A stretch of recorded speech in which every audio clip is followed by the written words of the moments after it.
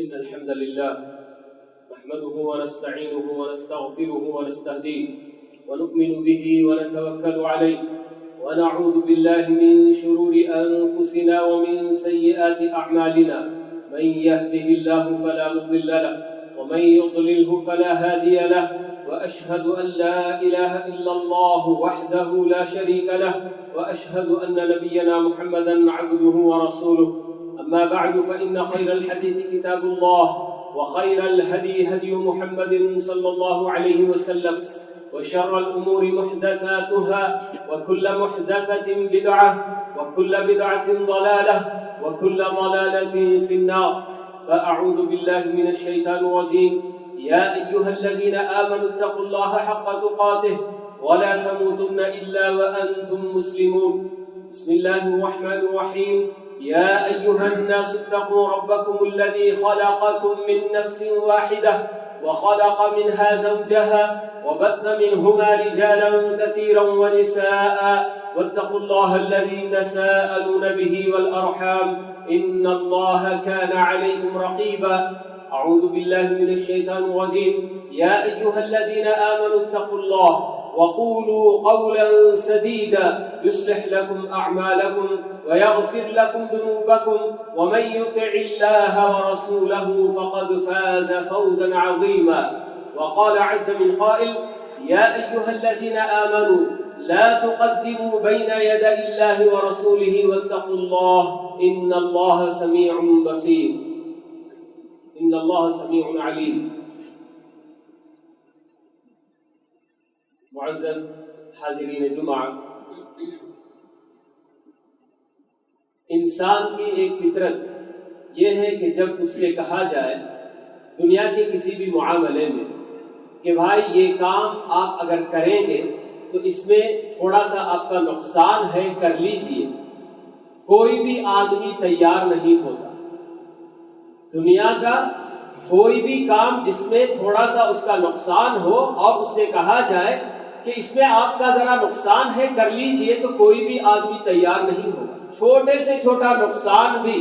دنیا کا اگر برداشت کرنے کے لیے اس سے کہا جائے تو وہ کبھی تیار نہیں ہوتا. لیکن اس کے برعکس کچھ ایسے کام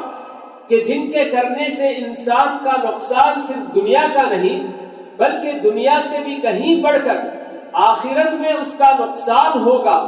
یہ بتانے کے باوجود آدمی ایسے کام کرنے کے لیے تیار رہتا ہے. اس میں سے ایک کام گناہوں کا کام ہے.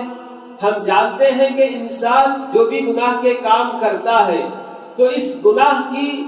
بدبختی اس کو اسی دنیا کے اندر بھی اس کی ہوتی ہے اور اس کو بہت ساری اللہ تعالیٰ کی نعمتوں سے محروم کر دیتی ہے اور اس کی زندگی کس قدر پریشان گزرتی ہے، سب کچھ ہوتا ہے. دنیا کے بھی نقصانات ہیں لیکن اس سے بھی کہیں بڑھ کر ان گناہوں کا نقصان انسان کو آخرت میں بھی ہوگا. یہ جاننے کے باوجود انسان گناہوں سے بچتا نہیں ہے، اپنے آپ کو بچانے کی کوشش بھی نہیں کرتا. تو بالکل اسی طرح سے ایک دوسری چیز بدعات و خرافات بھی ہے کہ ان کے کرنے سے بھی آدمی کو آخرت میں بھی نقصان ہوگا، دنیا میں بھی اس کے بھیانک نقصانات برداشت کرنے پڑیں گے اور آخرت میں بھی اس کا بہت بڑا نقصان ہوگا. یہ معلوم ہونے کے باوجود یا جب بتایا بھی جاتا ہے تو آدمی یہ سب چھوڑنے کے لیے تیار بھی نہیں ہوتا. چونکہ ہمارے اپنے پاس مختلف مہینے جیسے ہی آتے ہیں، مختلف موسم آتے ہیں، تو اسی کے حساب سے اس وقت اپنے آپ کو مسلمان کہنے والے بہت سارے لوگوں نے مختلف قسم کی بدعتیں ایجاد کر رکھی ہیں. وقت کے لحاظ سے، زمانے کے حساب سے کہ فلاں مہینہ آیا تو یہ کام ہمیں کرنا ہے، فلاں مہینہ آیا تو ہم کو یہ کام کرنا ہے. تو اس طرح کی بہت ساری بدعات جن کا دین سے کوئی تعلق نہیں رواج پا گئی ہیں اور لوگ یہ سمجھ کر وہ کرتے چلے جا رہے ہیں گویا کہ یہی عین دین کا حکم ہے اور اس کے کرنے سے ہی ہمیں آخرت میں نجات ملنے والی ہے. حاضرین گرامی، اللہ رب العالمین نے قرآن مجید میں ہم کو یہ بات بتائی ہے وَمَا خَلَقْتُ الْجِنَّ وَالْإِنسَ إِلَّا لِيَعْبُدُونِ۔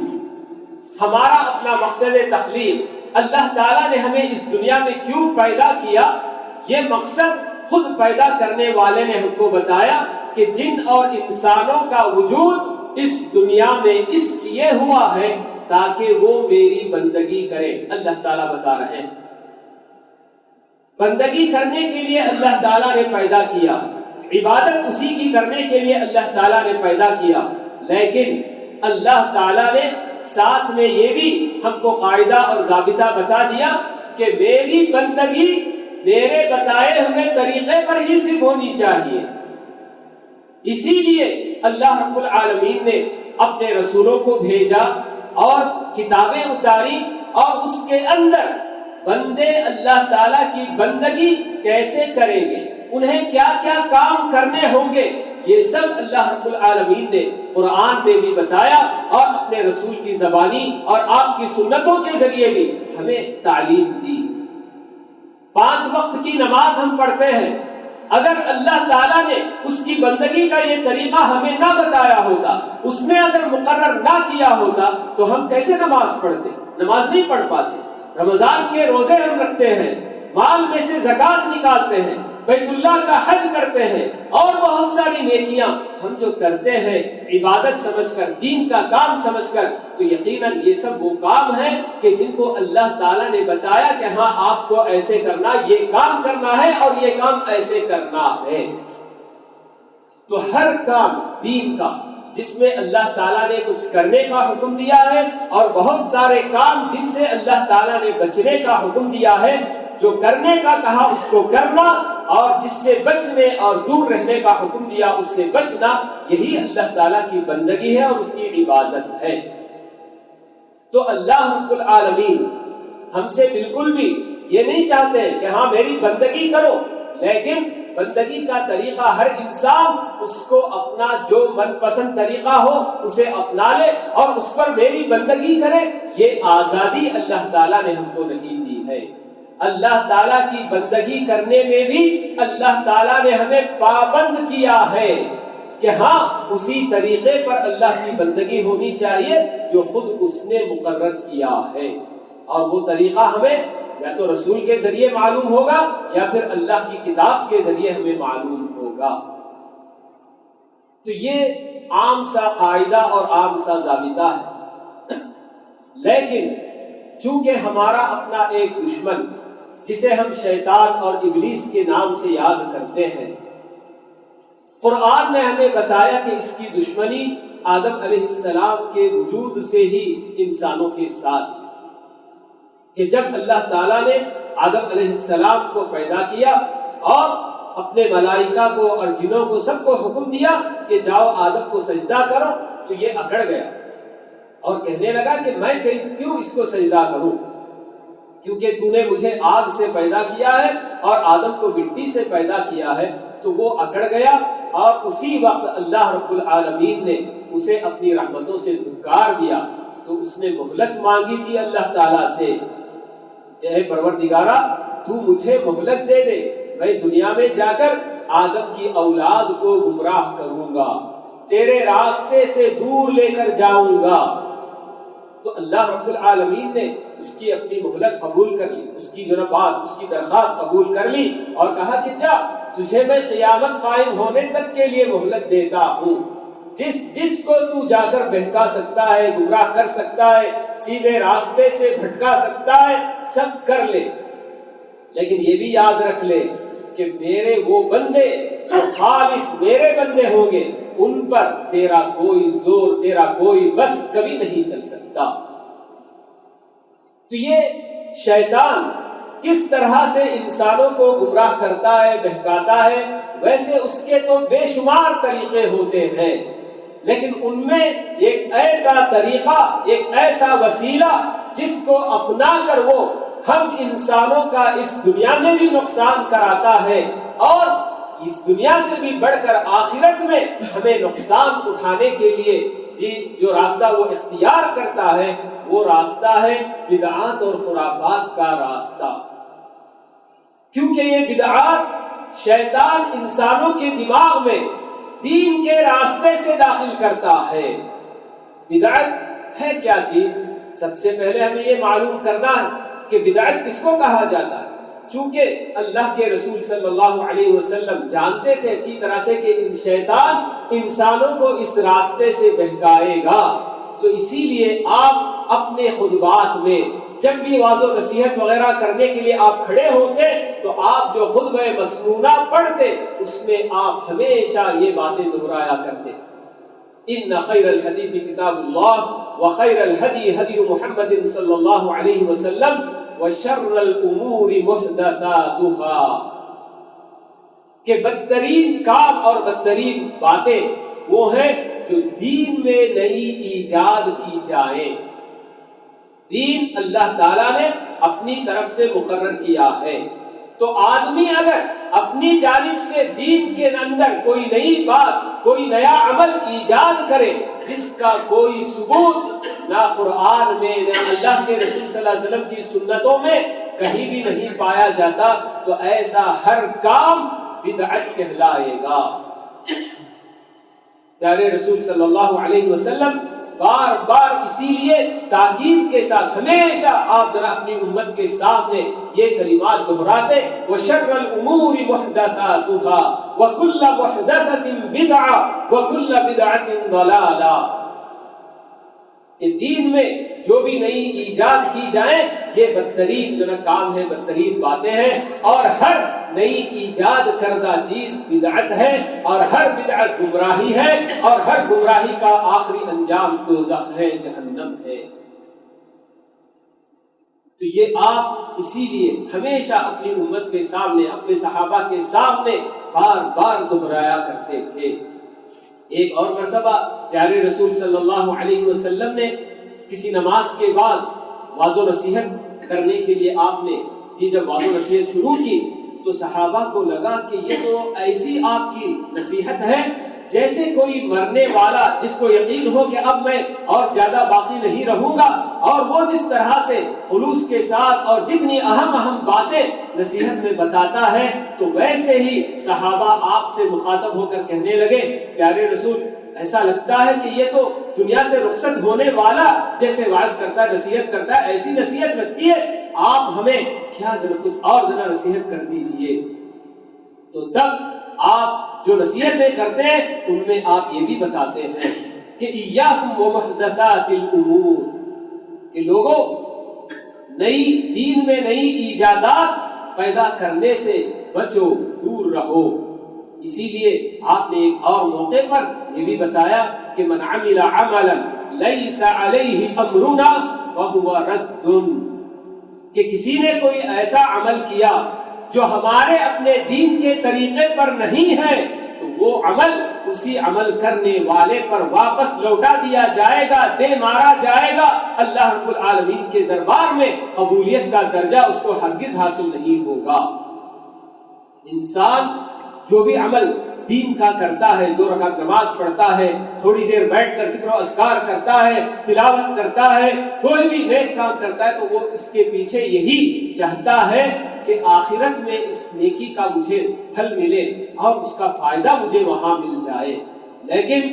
جو لوگ بدعات کو دین سمجھ کر کرتے جاتے ہیں، اللہ کے رسول صلی اللہ علیہ وسلم نے صاف اعلان کر دیا کہ جو کوئی بھی ایسا عمل کرے گا جو ہمارے اپنے دین کے طریقے پر نہیں ہے تو اس کا وہ عمل اللہ تعالیٰ کے دربار میں قبول نہیں کیا جائے گا، اللہ تعالیٰ اس کو اسی کے منہ پر دے مارے گا۔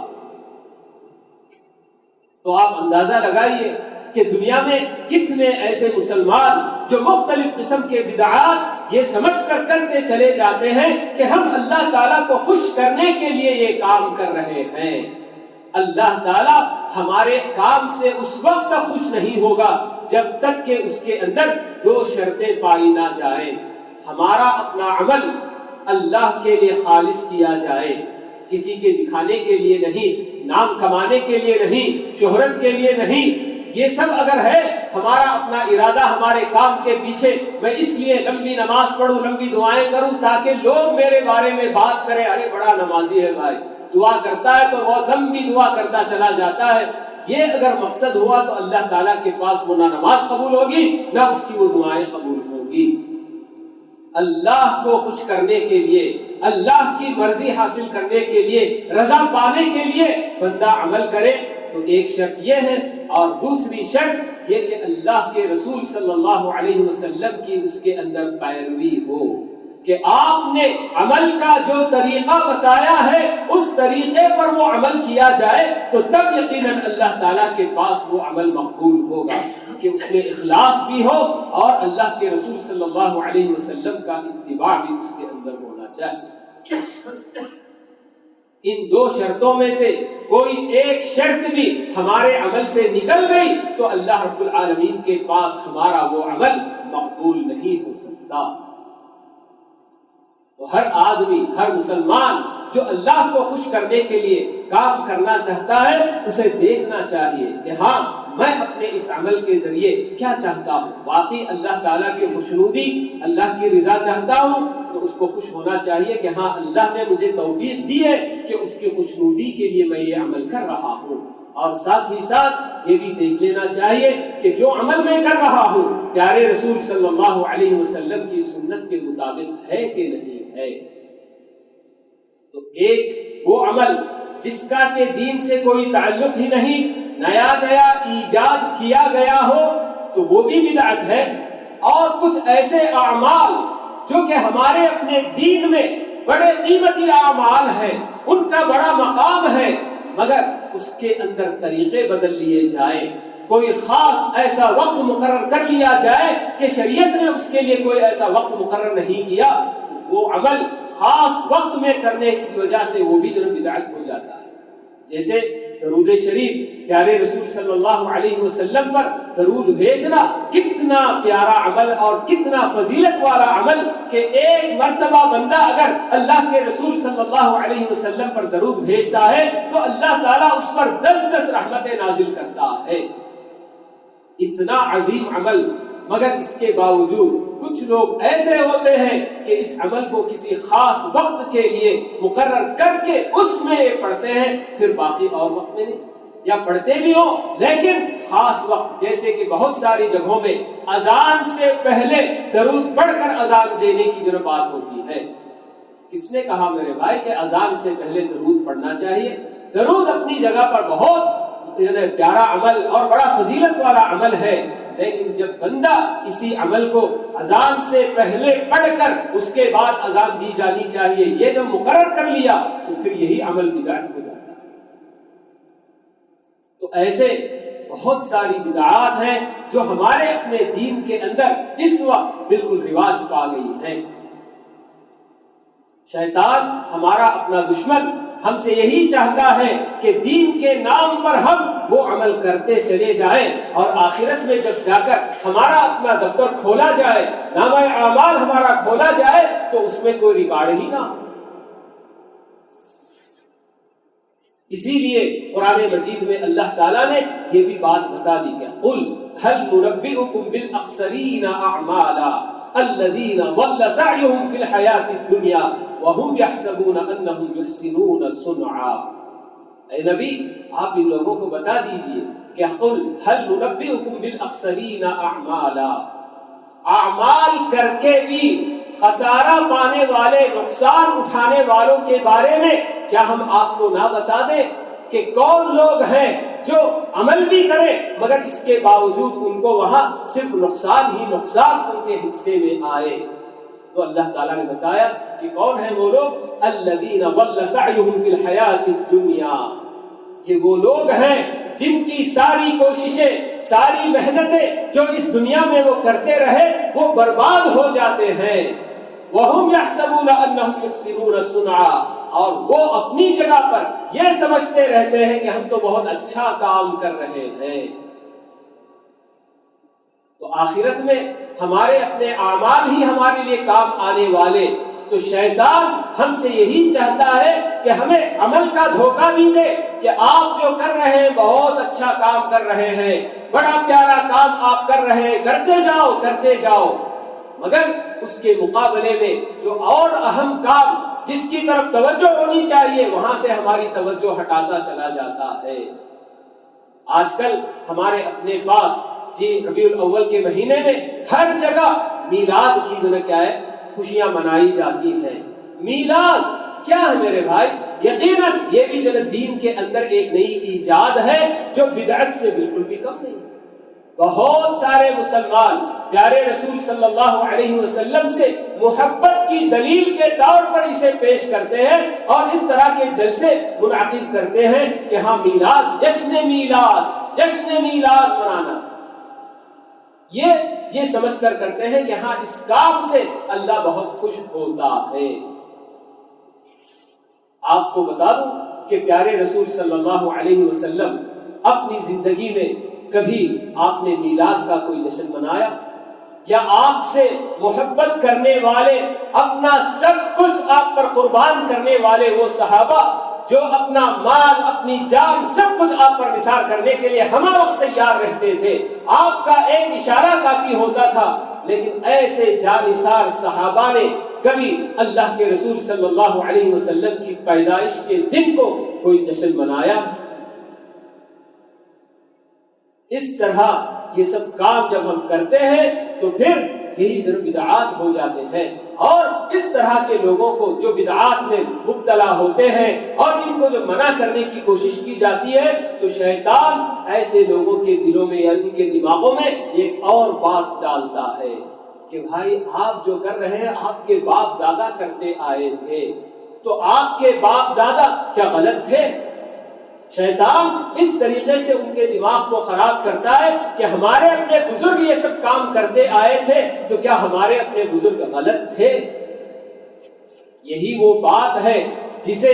ہمیشہ شیطان اللہ کی طرف بلانے والے جو بندے اللہ کے بندوں کو بلاتے ہیں،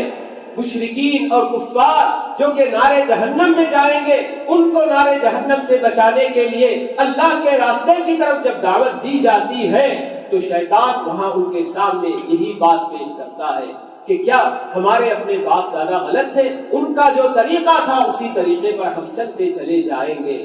اللہ تعالیٰ بتاتے ہیں کہ آپ یعنی کہ دعوت دینے والے انبیاء اور رسولوں کو بتاتے ہیں کہ آپ ان سے کہہ دیجیے کہ آپ کے باپ دادا گمراہی پر تھے، ان کو کوئی بتانے والا نہیں آیا یا ان کو سمجھانے والا نہیں آیا تو وہ غلطی پر تھے۔ آپ کو تو شکر ادا کرنا چاہیے کہ آپ کے پاس سمجھانے والا آیا ہے،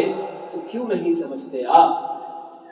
مگر اس کے باوجود شیطان اس طرح کی بات ذہن میں بٹھا دیتا ہے کہ ہاں کیا ہمارے اپنے بزرگ، ہمارے اپنے باپ دادا، انہوں نے جو طریقہ اپنایا ہوا تھا کیا وہ غلط ہو سکتا ہے؟ وہ غلط نہیں ہے۔ تو اس لیے آدمی اسی پر کتنے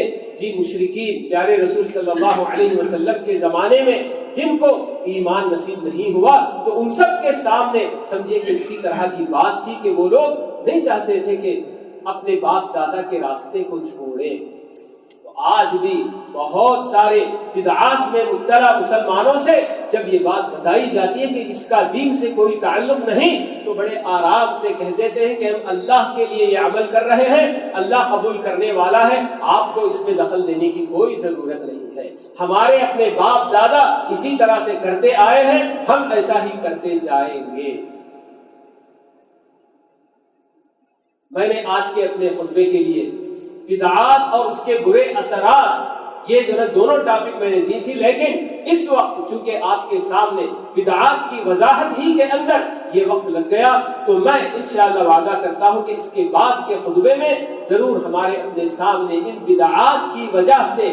انسانوں کا، مسلمانوں کا، دنیا کا اور آخرت کا کیا نقصان ہوتا ہے تفصیل سے انشاءاللہ ہم معلوم کریں گے۔ ایک چیز یہ بس میں بتا کر آپ سے جناب ختم کر رہا ہوں کی بات ہے کہ جب آدمی بدعات کرتا ہے تو یہ بدعت کرنے والا اپنی زبان سے نہ کہے لیکن وہ اپنے عمل سے یہی ظاہر کرتا ہے کہ اللہ کا علم ناقص ہے، اللہ کو وہ بات نہیں معلوم دین میں شامل کرنے کی جو میں نے دین میں شامل کی ہے۔ کتنا بڑا عقیدہ، کتنا بڑا نقصان بندے کا نہیں ہوگا کہ اللہ تعالیٰ جب یہ بتا رہے ہیں کہ دین مکمل ہو گیا، الیوم اکملت لکم دینکم، اللہ تعالیٰ نے قرآن مجید میں آیت اتار دی سورہ مائدہ کے اندر حجۃ الوداع کے موقع پر کہ دین میں کوئی چیز اب نہ اضافے کی ضرورت ہے اور نہ دین سے کوئی چیز نکل سکتی ہے، دین مکمل ہو گیا۔ لیکن جتنے بدعات ایجاد کرنے والے ایجاد کرتے ہیں اور بدعات کو دین کا نام دیتے ہیں، وہ گویا اپنی زبان قال سے نہ صحیح زبان حال سے یہی کہتے ہیں کہ اللہ تعالیٰ کا علم ناقص تھا، کہ اللہ کو نہیں معلوم تھا کہ یہ بھی دین ہے۔ کتنی بڑی بات ہو جاتی ہے میرے بھائی۔ تو بہرحال یہ بدعات اور یہ خرافات جس کو کہ شیطان مزین کر کے انسان کے دماغ میں ڈالتا ہے اور دین کا راستہ اپناتا ہے، تو اسی لیے کیونکہ ایک آدمی جو بدعت کو دین سمجھ کر کرتا ہے وہ اپنے اس سے جو کہ توبہ بھی نہیں کرتا، جبکہ گناہ کرنے والا کسی بھی وقت اس کو احساس ہو سکتا ہے کہ میں کتنا بڑا پاپی ہوں، کتنا بڑا میں عاصی ہوں، کہ کب سے میں اللہ تعالیٰ کی نافرمانی کرتا آ رہا ہوں، توبہ کر سکتا ہے۔ لیکن بدعت کرنے والا جب اسے دین سمجھ کر کرتا ہے تو پھر وہ کہاں اس سے توبہ کرے گا؟